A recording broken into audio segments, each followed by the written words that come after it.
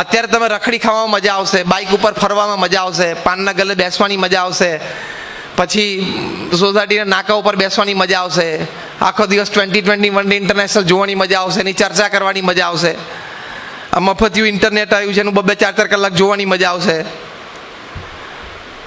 પણ એ અત્યારે 5 વર્ષ મજા કરશો ને પછી આખી જિંદગી મજૂરી જ કરવાની છે.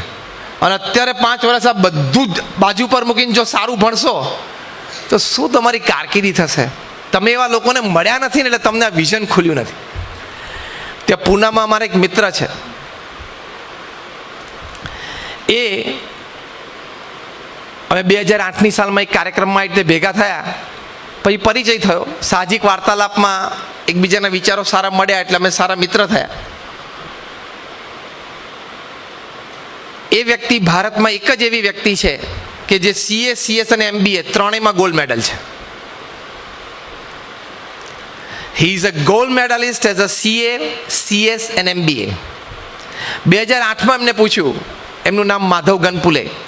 મેં કહ્યું Madhav, what is your salary? અત્યારે તારો પગાર કેટલો છે? મેં કહ્યું હું એટલા માટે પૂછું છું કે કોઈક વખત યુવાનોને વાત કરતા હોય તો સ્ટેટિસ્ટિક્સ પણ આપીએ, પ્રેરણાની સાથે થોડા આંકડાકીય માહિતી આપીએ ને તોય મજા આવે, પ્રેરણા મળે. તો કે સ્વામી અત્યારે મારો સેલરી છે 8 કરોડ, વર્ષે 8 કરોડનો પગાર, એટલે મહિને 65 લાખ, રોજના 2 લાખ રૂપિયાનો પગાર. ખબર પડી શું બોલું છું? કે બપોરિયા પછી બધી છાસ બાસ પીધી તે બધું એમને ટાઢકમાં જાય છે. He earns a salary of 2 lakh rupees per day. રોજનો 2 lakh રૂપિયાનો એનો પગાર છે, મહિને એનો 65 લાખ રૂપિયાનો, વર્ષે 8 કરોડ. હમણાં થોડા બે મહિના પહેલાં એમનો જન્મદિવસ એટલે મેં વળી વિશ કર્યું. સવારે 10-10:30 થઈ ગયા એટલે મેં મેસેજ મૂક્યો, કદાચ ઓફિસમાં બેઠા હોય ને ડિસ્ટર્બ થાય હું ફોન કરું તો, એટલે મેં મેસેજ હેપી બર્થડેનો મૂક્યો એને. તેનો તરત ફોન આવ્યો કે સ્વામી હું તો ગાડીમાં જ છું, ટ્રાવેલિંગ કરું છું, આજે કલાક જરા મોડો છું ઓફિસ જવામાં, એટલે આપણે ઘણા વખતથી વાત નથી થઈ, એટલે મેં કહ્યું ફોન કરું. એટલે મેં કહ્યું સારું. મેં કહ્યું મેં એટલે કર્યું નહીં, મેં કહ્યું તમે ઓફિસ હશો? તો કે ના. પછી કમ્ફર્ટેબલી વાત થઈ. પછી મેં કહ્યું માધવ, વેર હેવ યુ રીચ્ડ? તો મને કે બસ હવે ઓફિસથી 10 જ મિનિટ દૂર છું. મેં કહ્યું એ નથી પૂછતો, પગારમાં ક્યાં પહોંચ્યો હું એ પૂછું છું. તો મને કે 20 કરોડ. અત્યારે એનો પગાર છે 20 કરોડ રૂપિયા વર્ષે, એટલે લગભગ મહિને 1.25 કરોડ, એટલે લગભગ રોજનો 5.25 લાખ રૂપિયાનો પગાર છે એનો, રોજનો. હા, જાગ્રત અવસ્થામાં બોલું છું. તમને એમ થાય કે આ બધું ગપ્પા મારે જેવું નથી. Per day his salary is 5,25,000 rupees. વર્ષેનો 20 કરોડ રૂપિયાનો પગાર છે, એટલે રોજનો 5 લાખ રૂપિયાનો પગાર થાય. મેં કહું માધવ, તો તું તારી કંપનીમાં ટોપ પર રહીશ નહીં? કારણ કે બહુ મોટી giant American multinational company south east એશિયાના હેડ છે, અને is entitle to a private jet. એને ક્યાંક પૂનાથી બહાર જવું હોય, સિંગાપુર જવું હોય, સિડની, કારણ કે આખા સાઉથ ઇસ્ટ એશિયા સંભાળતા હોય, અને કોઈક વખત એને પ્રતિકૂળતા હોય એવા કામમાં એ કમર્શિયલ એરલાઇન પકડી ના શકે, તેને સેક્રેટરીને કહી દે એટલે ફોન કરી દે તો ચાર્ટર ફ્લાઇટ એની માટે બુક થઈ જાય, અને પૂનાથી સિંગાપુર, પૂનાથી ઓસ્ટ્રેલિયા ચાર્ટર ફ્લાઇટમાં પણ એકલા જઈ શકે. કંપની એનું 30-40-50 લાખનું પેમેન્ટ તરત કરી નાખે, એટલી એની પાસે સત્તા છે. તો મેં પૂછ્યું, you must be at the top ને, તું અત્યારે સૌથી પગારમાં તારી કંપનીમાં નંબર 1 આવીશ? મને કે ના, હું તો 7મા નંબરે છું, પગારની દ્રષ્ટિએ મારો 7મો નંબર છે. My God, who is at the top? તો કે અમારો વર્લ્ડ CEO બેસે છે દુબઈમાં, એ નંબર 1 છે પગારમાં. મેં કહ્યું એનો પગાર કેટલો છે? તો કે 180 કરોડ રૂપિયા વર્ષે. આવી 10 વર્ષ નોકરી કરી તો મજા આવી જાય કે નહીં? હસો છો પણ એવી મહેનત કરવી પડે. પછી કે આજે તો આખો દિવસ સેમિનારમાં 2 પ્રવચન સાંભળવાની એટલું બધું મગજ થાકી ગયું છે ને, જીઓ ખોલ કે એમાં કશું નહીં થાય, એમાં તારું કશું નહીં વળે, એમાં તારે 10,000ની નોકરી જ કરવાની છે, 8,000ની 6,000ની, બાકી તારું કંઈ નથી થવાનું એમાં. 180 કરોડનો પગાર વર્ષે, એટલે મહિને 15 કરોડ, રોજનો 50 લાખ રૂપિયાનો પગાર, 50 લાખ રૂપીઝ પર ડે. ખબર પડે છે ને શું આંકડા બોલું છું? રોજનો 50 લાખ રૂપિયાનો પગાર. આ વાત તમે કોઈ દિવસ પહેલા સાંભળેલી? આમ હા કે નામ ટ્રુથફુલી કહો. તો આ તો હજી મેં નાની વાતો કરી છે, હજી મોટી તો બહુ બાકી છે. આ તો હું જેને પર્સનલી મળ્યો છું, મેં એને રૂબરૂ જોયા છે અને મારા મિત્ર છે એની હું વાત કરું છું કે એનો રોજનો 50 લાખ રૂપિયાનો પગાર છે. તમે ઇમેજિન તો કરો, રોજનો 50 લાખ રૂપિયાનો પગાર એટલે એ વ્યક્તિ, એની બુદ્ધિ શક્તિ, એનું ભણતર, એ જે કામ કરતા હશે, જે લેવલે નિર્ણયો લેતા હશે, જે લેવલના લોકોને મળતા હશે.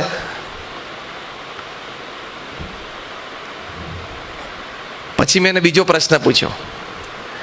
મેં કહું 100 કરોડથી વધારે પગાર હોય વર્ષે, એવી પૃથ્વી ઉપર વ્યક્તિઓ કેટલી હશે કે જેનો વર્ષે 100 કરોડનો પગાર હોય? એટલે કે મહિને લગભગ 8-1 કરોડનો, એટલે રોજનો લગભગ 30-35 લાખ રૂપિયાનો પગાર. રોજનો 30 લાખ રૂપિયાનો પગાર એવી વ્યક્તિઓ પૃથ્વી ઉપર છે કેટલી? તે માધવ ગનપુલે મને કે 10,000 વ્યક્તિઓ એવી છે. 10,000 વ્યક્તિઓ એવી છે જે પૃથ્વી ઉપર જેનો રોજનો પગાર આટલો છે. હવે દુનિયામાં સૌથી મોટો પગારદાર વ્યક્તિ છે ને, ઓરેકલ કંપનીના CEO છે, લેરી એલિસન. તમે નેટ ઉપર હવે પેલું જે ખોલો ને હાંજ પડે, એમાં ઓરેકલ નાખજો. ઓરેકલ કંઈક આવી વસ્તુ શોધો ને તો કંઈક પ્રેરણા મળે. ઓરેકલ સોફ્ટવેર કંપની છે એ નાખજો ને એના CEO છે લેરી એલિસન. એની પ્રોફાઇલ તમે જોજો, એનો પગાર તમે જોજો. લગભગ $300-400 મિલિયન એવરેજ છે છેલ્લા 10-12 વર્ષની એની. એટલે 1,800-2,000 કરોડ રૂપિયાનો પગાર દર વર્ષે છે એનો. ખબર પડી હું શું આંકડો બોલ્યો? એના 10 વર્ષ તો ખાલી પગાર ભેગા કરે ને તો આ તમારું અડધું સાબરકાંઠા ને બનાસકાંઠા બધું ખરીદી લે. 2,000 કરોડ રૂપિયાનો વાર્ષિક પગાર છે. 365 દિવસ, 400 દિવસ ગણો ધારો કે, તો 400 અને આ બાજુ 2,000 કરોડ. રોજનો 5 કરોડ રૂપિયાનો પગાર, રોજ પર ડે. સાંજે 5 વાગે એટલે 5 કરોડ. બોલો, સાંજે 5 વાગે એટલે 5 કરોડ આવી જ જાય રોજ, એમ કન્ફર્મ. શું કામ કરતા હશે લોકો, શું અભ્યાસ કર્યો હશે. અને હવે તમારો વિચાર કરો, 500 જણાની લાઈનમાં તમે ઉભા રહો કે હવે આ 6,000 રૂપિયા નોકરી ગોઠવાઈ જાય જો મહિને, તો ગંગના આયા. તો શું તને કરવાનો, પણ ચાંદલા કરવાના જ તને. એટલે આપણે આપણા કુટુંબને જો સુખી કરવું હોય તો તમે બધા યુવાનો અહીંયા બેઠા છો, ખૂબ સારો અભ્યાસ કરજો. 10-10, 12-12, 14-14 કલાક તમે ભણો, અને ભણીને તમારી પાસે તાકાતવાળી ડિગ્રી હશે ને તો દુનિયા ઝૂકી જશે તમારી પાસે. આ માધવ ગનપુલે મને વાત કરી, મેં કહ્યું કે તારે ઇમરજન્સી ફોન કોના આવે? કારણ કે આપણે તો આવા વ્યક્તિમાં એટલે ઇન્ટરેસ્ટ કે વાત કરીને માર્ગદર્શનને પ્રેરણા આપી શકીએ. તેણે મને કીધું કે સ્વામી, ભારતના જે ટોપ 25 બિઝનેસમેન છે ને, ઇન્ક્લુડિંગ અંબાની, એને પણ ટેક્સેશનમાં, ઇન્કમ ટેક્સમાં, લીગલી કંઈક મોટો ઇસ્યુ આવે ને, મને પર્સનલી ફોન કરે. અને એ જે પર્સનલ ફોન આવે એમાં જે સલાહ જે આપે ને, એ સલાહની કિંમત બહુ જ જુદી થઈ જાય. હા, એ જે 2 મિનિટની 5 મિનિટની સલાહ આપે ને, અગત્યનો કાયદો બતાવે ને, એની કિંમત કરોડો રૂપિયા ચાર્જ કરે. કિંમત એની જ છે ને. બુદ્ધિ જો તમારા બાપની હશે, એટલે કે તમે ખૂબ સારું ભણ્યા હશો, તો તમે જ્યાં જશો ત્યાં તમે રાજા છો. તમે જ્યાં જશો ત્યાં દુનિયા તમારી ચરણોમાં ઝૂકી જશે. અને અત્યારે તમે બધા યુવાનો બેઠા સારું અભ્યાસ નહીં કરો, રખડી ખાશો, આનંદ કરશો.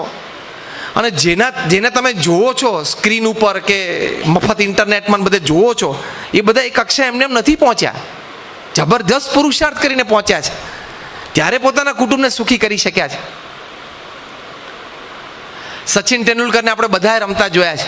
God gifted cricketer, God gifted talent, પણ કેટલો પુરુષાર્થ.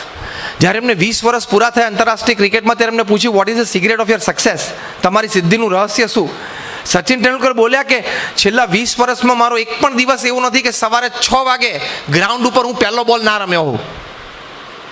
આને પુરુષાર્થ કહેવાય, આને શિસ્ત કહેવાય, આને નિયમિતતા કહેવાય. અને આ પેલો સવારે 10 વાગે ઉઠે, કેમ? તો કે બસ હવે વેકેશન છે ને, કાંઈ નથી કરવાનું, એમ કહીને આળસ મળે. બસ તારી જિંદગીમાં અમે કાંઈ નથી કરવાનું. સચિન તેંડુલકરને ઇન્ટરવ્યુઅરે પૂછ્યું કે તમે આગલા દિવસે સેન્ચુરી કે ડબલ સેન્ચુરી કરી હોય તો સચિન તેંડુલકર બોલ્યા, even if I have scored a century on the previous day, next day at 6 I am at the nets. સવારે 6 વાગે નેટ ઉપર પહેલો બોલ રમવાનો. પછી એ બોલ્યા 500 બોલ રમું ને પછી મોબાઈલને અડું. આ તો પથારીમથી ઉઠતા વેત મોબાઈલ પકડે કે કંઈક અગત્યના સમાચાર. શું નરેન્દ્ર મોદીનો ફોન આવવાનો તને? તારા જેવા એને 125 કરોડ છે, તને ઓળખતોય નથી. હવે તારે કે પ્રધાનમંત્રીનો ફોન આવવાનો સવારના પોરમાં તું આમ મોબાઈલ ચાલુ કરે છે? તારો અભ્યાસ છે, તારે તારું કામ છે એ કર ને. એ વ્યક્તિ પ્રધાનમંત્રી તરીકે જો સવારથી રાત સુધી કેટલા કાર્યરત રહે છે અને કેવા કામ કરે છે. તો દરેક છે, સચિન તેંડુલકર હોય કે બીજા કોઈ પણ ક્ષેત્રમાં જે આગળ વધ્યા હોય, જબરદસ્ત પુરુષાર્થ કરે છે. તો તમે સારો અભ્યાસ કરી, સારી ડિગ્રી પ્રાપ્ત કરી, સારી કારકિર્દી બનાવી અને તમારા કુટુંબને તમે સુખી કરી શકો છો, તને મને ધને સર્વ પ્રકારે. અને હજી બાજી તમારા હાથમાં છે. અહીંયા અભ્યાસ કરતા કેટલા યુવાનો બેઠા છે? આંગળી ઊંચી કરો. હા, કેટલા? લગભગ બેસનારા બધા 90%. તો બાજી હજી તમારા હાથમાં છે, હજી કરી શકો છો, હજી આ વસ્તુ મળી શકે છે. તો એ રીતે આપણે થોડોક પ્રયત્ન કરવાનો, તો આપણું કુટુંબને આપણે ખૂબ સુખી બનાવી શકીએ.